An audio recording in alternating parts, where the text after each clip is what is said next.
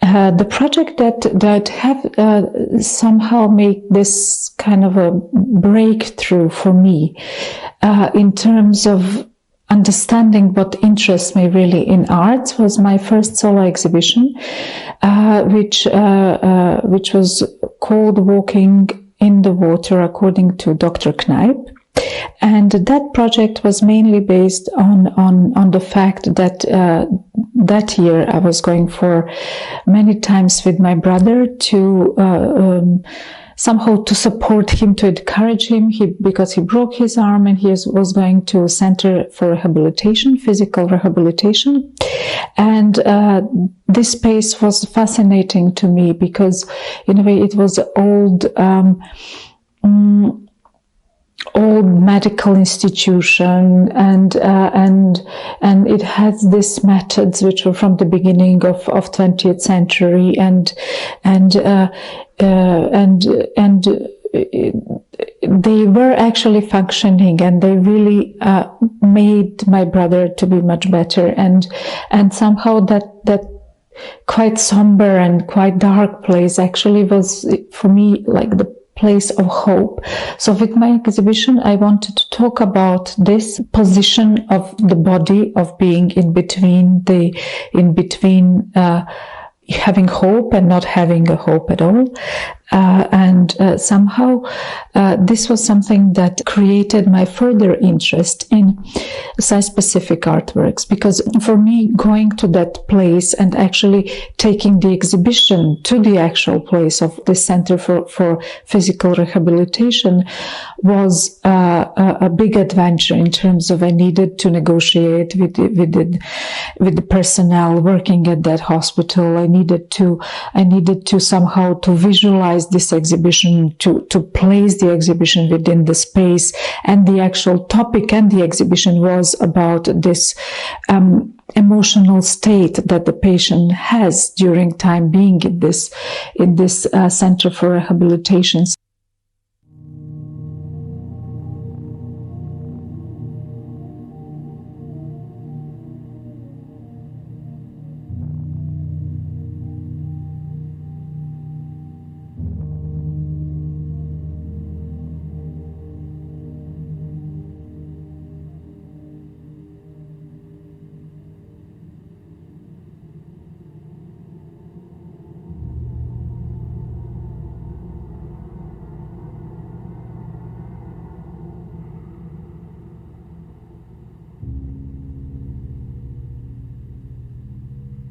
I somehow always, apart from working in the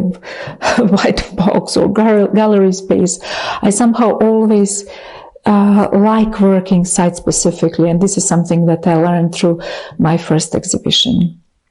Bad News Project was very much a reflection on what we receive as citizens from reading the newspapers on an everyday basis. So somehow, when I moved to London in those long travels with the metro, I would, as everybody else around me, read the local newspaper, which was called in the same way Metro. And while I would constantly, every day, read this newspaper, what I have noticed that actually that we just skip through the information, we read what interests us, we jump from one to another only by reading the titles, and in a way we are somehow quite schizophrenic in doing this by jumping from subject to subject, not really realizing that every single of those news talks about people that have died, about catastrophes and so on and so on. So because all those, everything which was happening was far away from us, we do not accept it in a way that we should. On the end of the 2003, there was an event which was overviewed in this Metro newspaper on 4 pages, which was for the first time for me to see that actually this newspaper has somehow stopped in this bombardment of information and review one of the events in the world. This was a terrorist bombing that happened in Spain that year.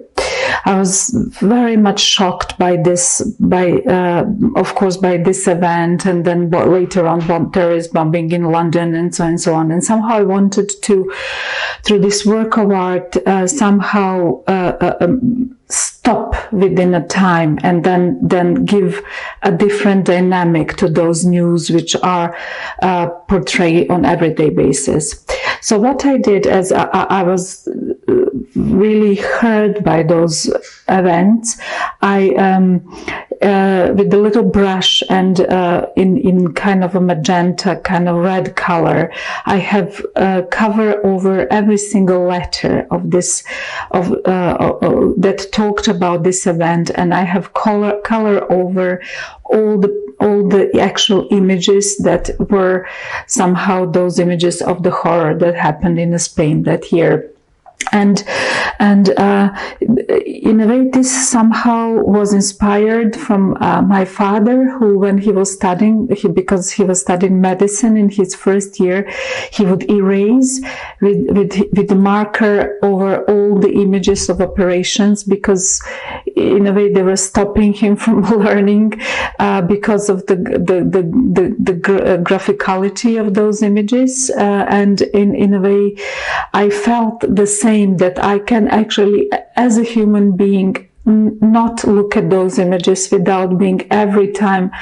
utterly disturbed. So I have basically painted over. In order to continue with the same, I have juxtaposed another 8 sheets of double spread newspaper, which were actually aligning with this first version of the newspaper. And this newspaper was just covered with the black fills. So actually those newspapers were printed in a newspaper printing place, and then all these black boxes have been printed one after another, and they have somehow show only the advertisements in the newspaper. So when a viewer in the gallery is looking in those 2 newspapers that actually create one, by combining the first page of the bad news and the commercial news, and the second page, bad news and commercials on the same page, one can notice that actually there is no empty spaces within this newspaper, and that what we have in the message that newspapers are giving us, it's basically just those bad news and the advertisements. From this project, I have somehow went a step further, and I have created very recently another project which somehow was inspired by my participation in the Venice Biennale. And when I somehow look at the amount of materials that have been wasted in order to produce these exhibitions, this was quite shocking to me. So therefore, since 2019, I said to myself that I'm not going to use any new materials in order to produce my new artworks. And I followed that strategy. I have reused only the commercial news, and I have in 2019 from my exhibition Aden in the City of Fire, I have painted over big black boxes which had perforation while painting only in the areas where I placed just the dates and the places where we have natural catastrophes. So from 2004, when this artwork was created, to 2019, I have painted over the newspaper all natural catastrophes that have happened, be it flood, be it fires, and so on around the world. And in a way, with that, I wanted to show that during those years, the number of natural catastrophes has really increased. in a very different manner, I created another work of art which again talks about this news, this bad news around the world that we unfortunately discard as not discard, but we do not take it a little bit lighthearted, and what I have done with in this very much performative work, I have in the course of a day, I have scrubbed the content of the newspapers. So I cleansed the newspapers with the spirit in order to delete all the bad news from the newspaper of that day, and this performance was made in a collaboration with Mestožensk Biennale, which was happening that year, and while doing that, it was very much close, and all the viewers could see, because the performance was made in the same way that Marina Abramović created her International Baroque when she was cleaning the bones. Marina Abramović entitled her work Balkan Baroque, and I entitled my work International Baroque, because my work relates and refers to all newspapers around the world and all the information that we receive from the newspapers. As a little note for that, the similarity between the two projects, I have used an insert from the book, which is a book about Marina Abramović, and there is a single page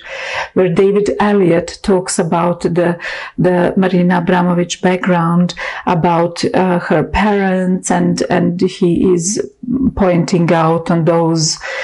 different events from her childhood, how her mother was and father were partisans, and how they were very tough with her when she was young, and so on. Probably the story that most of the people know if they know about Marina Abramović's work. And with this little commentary on this personal events from Marina Abramović's life, I have erased only the things which are related to her own life, but do not reflect my own life, but have left the rest of the text to be legible, because in a way her background aligns very much with my own background, personal background, because my grandparents were partisans too, and there are so many similarities. So in a way, if we talked about what it is to be a Balkan artist and how I feel, even though, as I said, I don't like using the word Balkan, but in a way shows a similarity, and show that a lot of artists and a lot of people have been living with the same, and they have a very similar background.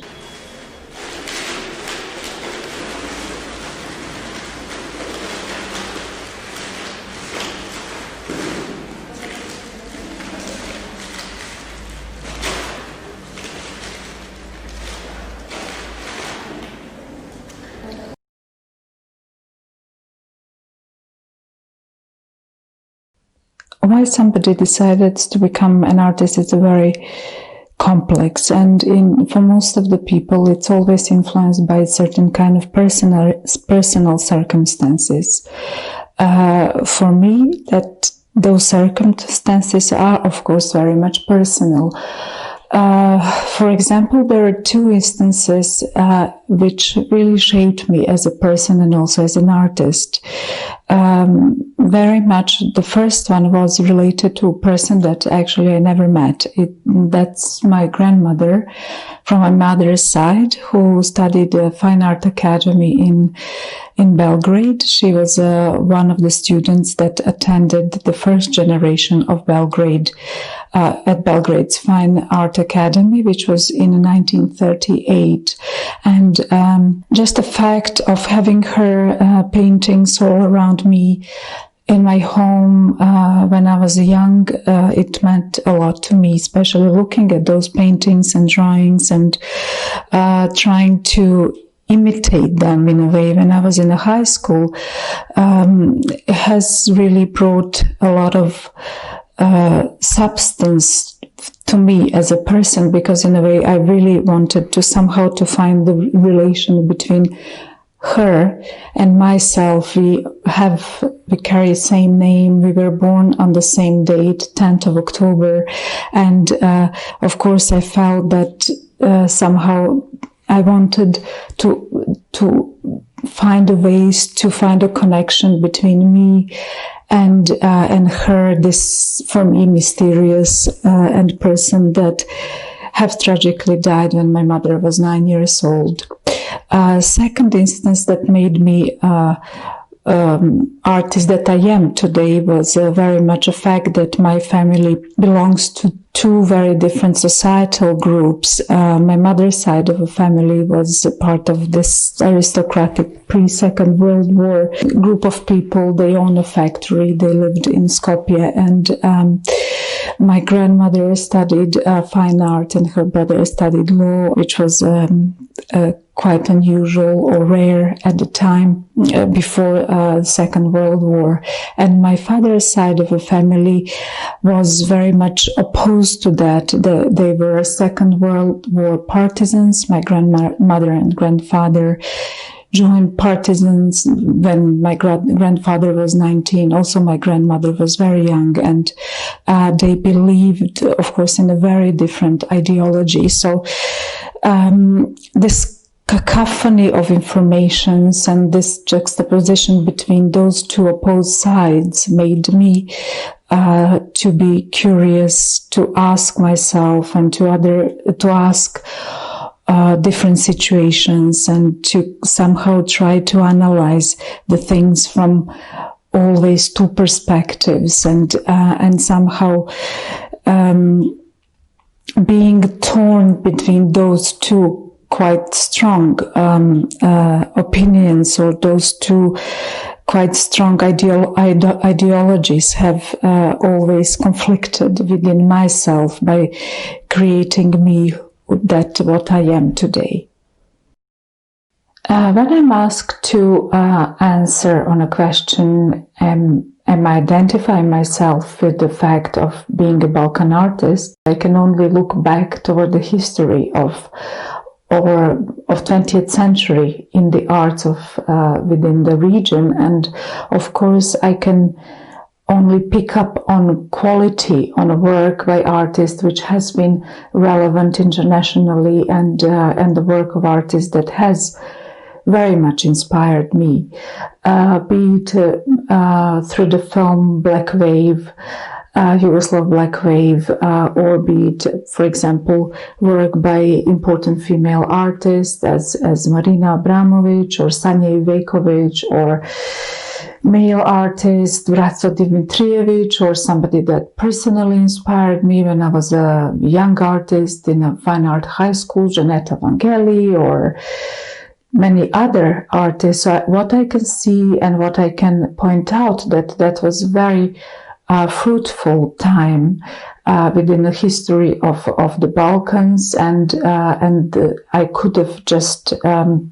find a way to extract for me the quality, and that quality was for me always related to the fact that artist has to work honestly, has to work seriously, that artist has to dedicate his life fully in developing or becoming all the time better and better in terms of ways how he communicate or the ways how he present his work. So in a way, when I look at my own work, I ask myself, is it on a level that those other artists that belong to this region have been working? So what is for me very important is not only that we as an artist bring those important topics from the region to the world, but also I find important that people who write about art bring those moments that we have lived through in this region to a surface.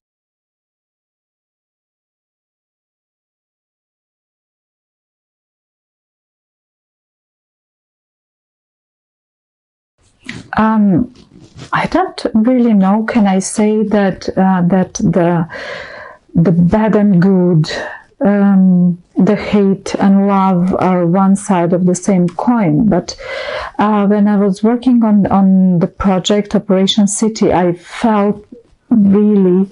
not only then but always, that when we have in the public areas in the city, when we have these very violent messages, that they are working against peace, they're working against the neighborhoods and so on, and of course that I also think that expressing yourself on the walls in a way you desire, it's a very productive and creative. But at the same time, I feel that the messages which are just infused by a hate is something that works again the urban sphere, which is something that works again the local societies. And what I have done with this artwork Operation City is that I have, as dressed as a doctor,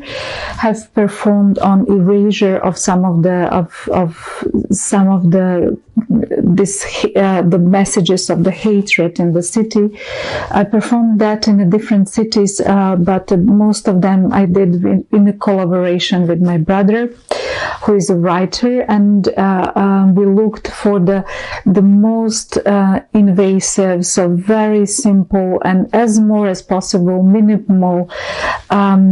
erasures of the words or the letters in the graffiti, in order to get a completely different connotation of the words which are inscribed. It was a very interesting how, when the people would see me going and with my with the spray approaching the graffiti and writing on the walls, people would always look at me and kind of wanting to react against. But then when they would see that the words are changed in order to become positive, actually they approached and they like to talk about it and say how they were always unhappy because of those negative words that were appearing on the walls in their neighborhood. So therefore I felt that it was really like healing of the local areas in the city where those actions have been made. Yes, you're right that Marina Abramovich's work, Thomas Lip, refers to a communist system, and that somehow through that the pain is real and it's exemplified as such. While in my work, Euro, which was created much later, there was no essential need for this pain that could be inflicted by basically cutting your own flesh. And the reason for it, of course, that I wanted to show through this artwork, that the transition through which post-socialist countries were going, and their desire to become capitalist was through adopting only this fake values of capitalism, rather than looking for a new systems or new solutions, just simple adaptation of the ways how capitalism function was introduced, just in order to assimilate things and to show that none of this is real and it's just completely fake.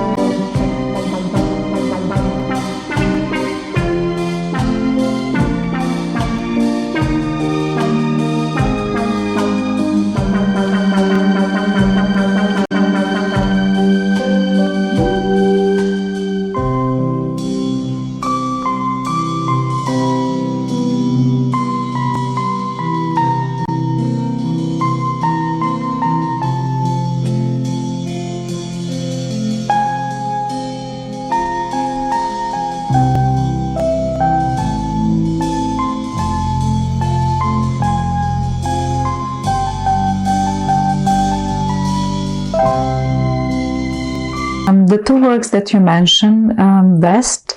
which represents a moment where I write on my face East and West, and then I erase East, and then the second work, which is called Global Wood, which simply merges the word global and Hollywood, both in some way talk about globalization and of course, I see globalization as some kind of erasing of the past or of the present or uniqueness or differences or imposure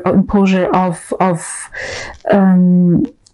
same values and measurements and the rules. I see it as reduction of culture. So therefore, through those two works and through others, I tried on pointing out the need to still have differences within the cultures and to find a way to balance them, but also to understand the differences between those and to put them forward.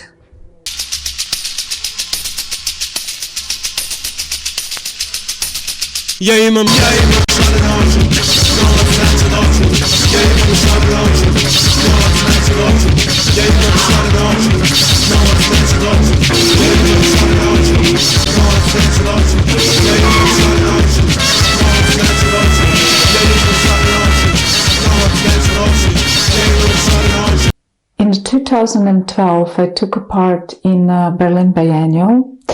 And for that occasion, I have created, in a collaboration with everybody involved in organization of a Berlin Biennale that year, I have created the work called the Peace Wall. Peace Wall, in its essence, was a quite simple project, but simple in terms of that how things have been said through this project. And when I was invited to think about the project for the Biennale, it was mainly that Berlin city was taken as a certain kind of urban setting that needed to provide inspiration for artists. Of course, the great history of the wall was one of the points that could never be erased, and the way how the city functioned is still very much according to the presence or non-existence now of the wall. I have found a very important and very interesting site, and the site was very close to Checkpoint Charlie. It's basically the gate between East and West at the time of Cold War, and because of the fact that there was a wall there, the west side of the city has been developed in the way that some high-rise buildings and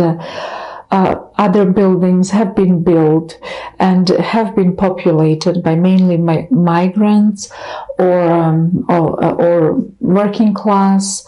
And at the time when wall has been put down, the east side of Berlin has been gentrified. So in this situation of at the time still big difference, the difference was striking, and it was visual. It was something that you, while walking on Friedrichstrasse, could really notice that you go from very rich shops into areas which are different. So in a way, the wall was very much to visualize the urban walls. It rarely happens, but it does happen that artworks sometimes stir the everyday, and they create new discussions, and they create new ways of behaving, and this is very important. We've seen people misusing a project for their own purposes. We have seen local MPs supporting their campaign by saying we're against the wall, we want to put the wall down, because they wanted to attract the people who were against the wall. We've seen a mayor of the city supporting the integrity of the artist and the artwork and trying to discuss why the wall has been positioned. We've seen people talking about very irrelevant things, like why a wall was there, because it should have been 20 meters further down the road. We've seen Facebook groups created because of the wall, and so on and so on. So there was a lot of discussions, and all of them were very liquid. They were like self-initiated. There was attempts to put down the wall, which I, in a way, very much supported as an artist, because I felt that it's important to empower the society, the people who live around the wall, because that will give them a voice, that will give them a platform, in a way, to communicate their own ways of living. And all of that has become, in a way, a part of an artwork and part of what art should be about, because we felt that is very important to stir the community, and not the community, to stir the relationships which have been created by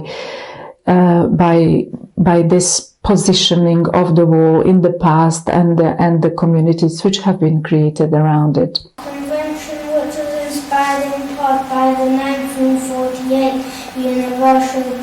Declaration of Human Rights, and was drafted under the auspices of the Council of Europe, entered into force in 1953. As of 15 April 2002, there are 42 parties. The convention is largely confined to civil and political rights, including the right to life, art, to freedom from torture, art, free, the right to respect for one's private and family life, art, aid, freedom of thought, conscience and religion, art 9, freedom of expression, art 10, and freedom of peaceful assembly, art 11. The project Rights works with the idea of young children that are coming from the region of Southern and Eastern Europe are reading the Convention for Human Rights and Fundamental Freedoms, and of course, as the children, when they read this text, which is very legal and complex, they could not read this text properly. So therefore, they stumble over words and misread them and jump lines. And therefore, in a way, creating this text to sound very different than the actual is. So the idea of having this text, which is completely interrupted, was in a way equalized or reflects the ways how I felt when I migrated from Macedonia to London, and also at the same time, same way represented this like a border, or represented very sharply the new life of all migrants, that it's not only that you have to, in this attempt to integrate, you in a way struggle, and you find yourself being again like a child, that you do not just understand things because they're just different. When I look at the footage for the first time, it reminded me very much of one scene from A Clockwork Orange, and that was the reason why I use Beethoven's Symphony, which was actually used in the same movie, because I wanted to point out on that link, and also Kubrick said in relation to the violence, or to the film itself, that there is a possibility that this movie is not actually fiction, but that it's a reality only by the fact that this science fiction has been filmed on the actual planet where the happenings are unfolding. So in the same way, I pointed out that actually this violence, it's not a matter of fiction, but it's actually part of our everyday reality. When the film was, when this insert was filmed, was around 2010, and we can actually see more and more today that those the happenings which are related to violence and which are related to not acceptance of migrants and others is much more present.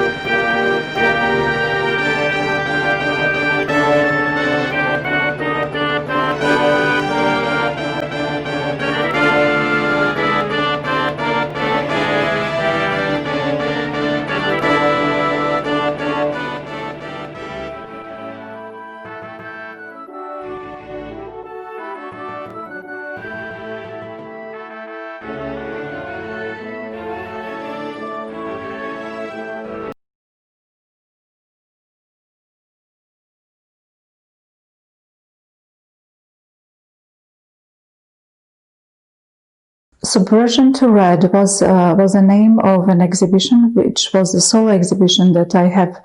prepared for representation of North Macedonian Pavilion during the Venice Biennale last year. What was quite important for me for that exhibition was actually, yes, to somehow to find a new solutions, or to think about a new ways how we can rethink the past in a way that we can think about the past concepts, political concepts, in a way that they maybe do not need to be completely eliminated, but in a way that we can draw something from them and build on top of those concepts, or find a way how to reuse them in a way. Is there a possibility to go against capitalism with this kind of solutions? I think it's a very relevant, and even more today, because maybe, of course, many would see COVID-19, and of course I see it as a negative thing, but also what I have noticed at the beginning of the pandemics, that there was so many attempts to say that we will need to change our ways of life, we will need to change the capitalist system, we will need to somehow move forward, and this basically chance of the ground zero which is given by the COVID-19 is a possibility for us to start building something new, and will that happen or no, we will see. But of course, any attempt in showing that there is a possibility of providing something else, building something new, or basically even seeing that other different kinds of life are possible to that what we are used to, it is a very much positive sign. For example, I enjoyed very much in watching all these Zoom presentations by well-known philosophers and sociologists and so on, who are all seeing this possibility to build anew. And just the fact that we can all for free follow this seminars that before the pandemic everybody would pay, and just a certain number would be able, because due to the tickets and the number of people who can attend those seminars, would give a certain stop on the numbers of people who can watch and basically learn something. learn or now having the skills to change the future was very limited. And now by opening up those discussions for everybody who desires to join them or to learn or to find the ways, build those tools to build something new or to start new ways of how to create a society, how to organize its own life, it's actually already enough of a change. So I'm very positive actually that something new is going to emerge from this life that has actually stopped us from normality. And therefore I'm looking forward very much to contribute toward that, but also to see and somehow encourage the ways how new changes are going to be happening and are going to be possible.